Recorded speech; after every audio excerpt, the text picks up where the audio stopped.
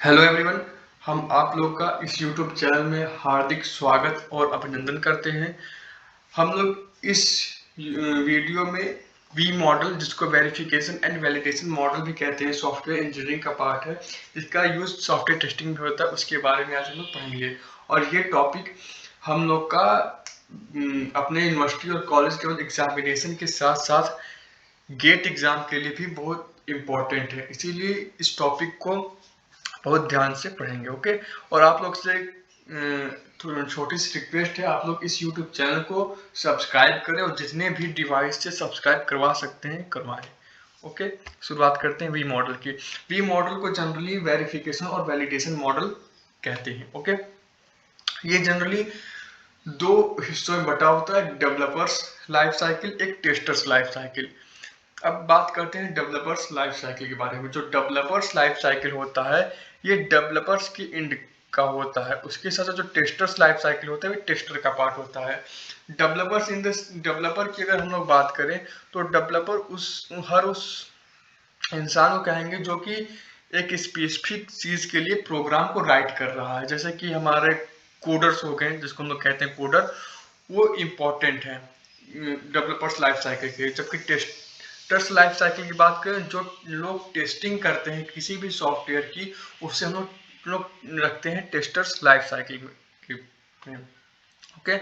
Verification phase जो होता है वो डेवलपर्स लाइफ साइकिल में होता है, और वैलिडेशन फेज जो होता है टेस्टर्स लाइफ साइकिल में होता है। और डेवलपर्स, टेस्टर्स, वेरिफिकेशन और वैलिडेशन फेज पे हम एक वीडियो बनाएंगे, जो कि इस वीडियो के डिस्क्रिप्शन बॉक्स में जिसका लिंक होगा। ओके। तो आइए शुरुआत करते हैं। वी मॉडल होता क्या है, इसकी जरूरत क्यों हुई। वी मॉडल जैसे हम जानते हैं वेरिफिकेशन वैलिडेशन मॉडल होता है, और ये सॉफ्टवेयर बनाने के काम में आता है। और ये या तो छोटे और या मीडियम जो हमारे सॉफ्टवेयर प्रोडक्ट होते हैं, उनको बनाने के लिए जनरली यूज किया जाता है। और इसकी जो फर्स्ट फेज होता है डेवलपर्स लाइफ साइकिल में, जो कि वी मॉडल का पहला है फेज है, उसमें बिजनेस रिक्वायरमेंट स्पेसिफिकेशन या सॉफ्टवेयर रिक्वायरमेंट, जो भी कह सकते हैं हम लोग अपनी इच्छा के अनुसार वो कहते हैं। इसमें लिखा है बिजनेस रिक्वायरमेंट स्पेसिफिकेशन, तो हम लोग इसके हिसाब से चलते हैं उसकी। ठीक है। बिजनेस की हमारी रिक्वायरमेंट्स क्या है, उसको हम लोग आगे जानते हैं कि हमारे बिजनेस की नीड क्या है। जैसे कि आप एज अ सॉफ्टवेयर डेवलपर या आपकी कोई कंपनी है, आप गए अपने कस्टमर के पास गए, कस्टमर से आप पूछेंगे कि आपकी एक अपेक्षाएं क्या क्या है, आप जो सॉफ्टवेयर बनवाना चाहते हैं। तो वो बताएगा कि हमको फॉर्म, फीडबैक फॉर्म, और हमारे जो बिजनेस को रिप्रेजेंट कर सके उसके लिए गैलरी चाहिए। हमें अपने कस्टमर के लिए चाहिए फॉर्म जो फिल करें, लॉगिन साइन अप जिसे कहते हैं। और एक मैनेजर के लिए अलग से हमें डोमेन चाहिए। तो ये सब उस बिजनेस की रिक्वायरमेंट है।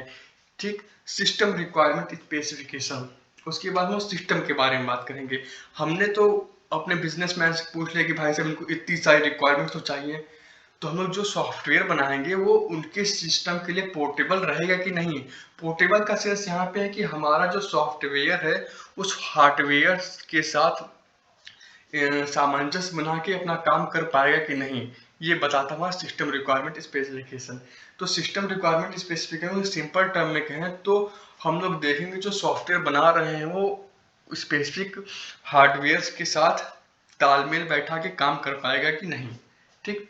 ये सिस्टम की रिक्वायरमेंट हम लोग जान गए। अब हाई लेवल डिजाइन, हम लोग जो हमारा सॉफ्टवेयर है उसकी एक ऊपरी परत की तरफ जैसे कहते हैं, उसे हम लोग डिजाइन करेंगे। उसके बाद low level design. Low level design में छोटी से छोटी चीज जो हमारे सॉफ्टवेयर की है उसको डिजाइन करते हैं। ठीक। डिजाइन तो हो गया, हम लोग ने बिजनेस रिक्वायरमेंट भी जान ली, सिस्टम रिक्वायरमेंट भी जान ली, अपने पूरे सिस्टम को डिजाइन कर लिया, उसकी छोटी छोटी चीजें मतलब कि लो लेवल डिजाइन भी कर ली। इतना सब करने के बाद डिजाइनिंग जो है उसको डिजाइनिंग के हिसाब से हम लोग कोडिंग करेंगे, या जिसे कहते हैं प्रोग्रामिंग करना, भी प्रोग्रामिंग करेंगे। ठीक। प्रोग्राम लिख लेंगे तो उसके बाद हम लोग टेस्ट करेंगे स्पेसिफिक प्रोग्राम को। ठीक। तो उस स्पेसिफिक प्रोग्राम को टेस्ट करने के लिए यूनिट टेस्टिंग करेंगे। यूनिट टेस्टिंग जो होता है सबसे छोटे मॉड्यूल को, सॉफ्टवेयर के किसी भी सबसे छोटे मॉड्यूल को टेस्ट करने के लिए होता है। और टेस्टिंग की सबसे छोटी जो टेस्टिंग टेक्निक होती है वो यूनिट टेस्टिंग ही होती है। और ये जनरली लो लेवल डिजाइन को टेस्ट करने के लिए होता है। हम लोग ने यूनिट टेस्टिंग तो कर ली, उसके बाद हम लोग कंपोनेंट टेस्टिंग करते हैं। कंपोनेंट टेस्टिंग ऐसे समझिए कि कंपोनेंट टेस्टिंग वो टेस्टिंग होती है जिसमें हम लोग दो या दो से ज़्यादा मॉड्यूल्स को जब टेस्ट करते हैं तो उसे कंपोनेंट टेस्टिंग कहा जाता है। और ये component testing generally high level design को टेस्ट करने के लिए होता है।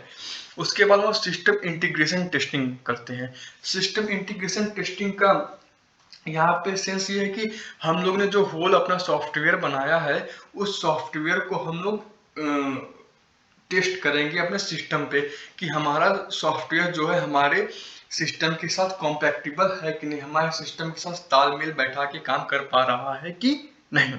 ओके, उसके बाद जो सबसे लास्ट बट नॉट लीस्ट, इसमें तो वो लास्ट यही है कि एक्सेप्टेंस टेस्टिंग, बट ये लास्ट नहीं होता है। Company to company V model vary करता रहता है। एक्सेप्टेंस टेस्टिंग या इसको कहते हैं यूजर एक्सेप्टेंस टेस्टिंग भी, कि हमारा यूजर जो हमने अपना सॉफ्टवेयर प्रोडक्ट बनाया है वो हमारे यूजर को अच्छा लगा कि नहीं, हमारा यूजर हमारे सॉफ्टवेयर से सेटिस्फाई है कि नहीं। ये रिलेटेड रहता है बिजनेस रिक्वायरमेंट स्पेसिफिकेशन से।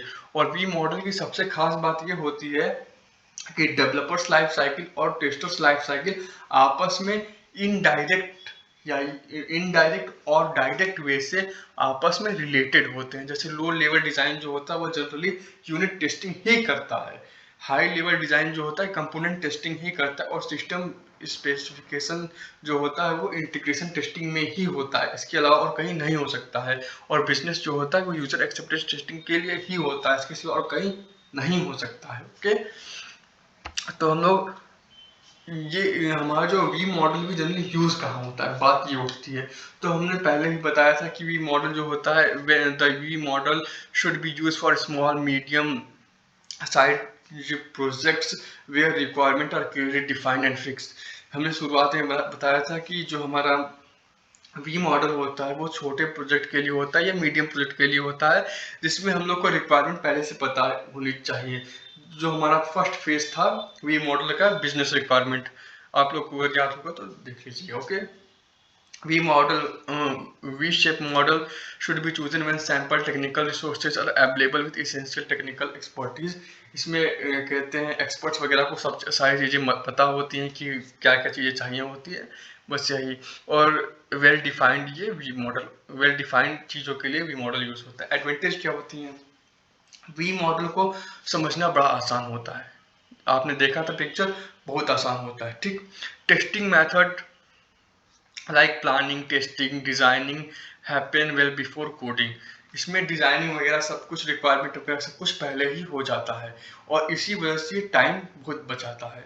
ये वी मॉडल टाइम बहुत हमारा बचाता है। ठीक, अब डिसएडवांटेज देखते हैं। बहुत रिजिड होता है और लिस्ट फ्लेक्सिबल होता है, not good for complex project. शुरुआत में बताया था ये मीडियम और स्मॉल प्रोजेक्ट के लिए होता है। Thank you for watching this video.